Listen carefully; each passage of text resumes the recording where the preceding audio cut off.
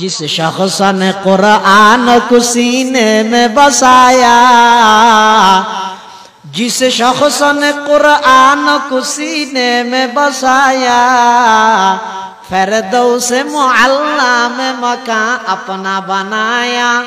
जिस शख्स की औलाद हुए हाफिज कुरान, जिस शख्स की औलाद हुए हाफिज कुरान, महशर में मिलेगा उसे एक ताज दुरख्शा, महशर में मिलेगा उसे एक ताज दुरख्शा।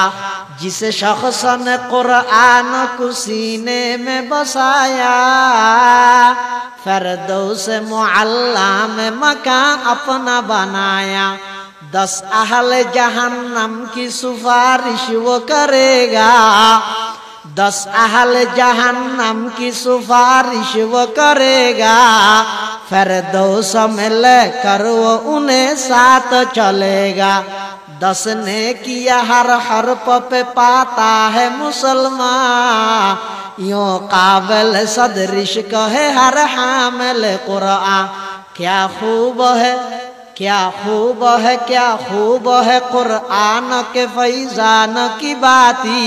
आई मोमिन करते रहो कुरान की बाती, आई मोमिन करते रहो कुरान की बाती।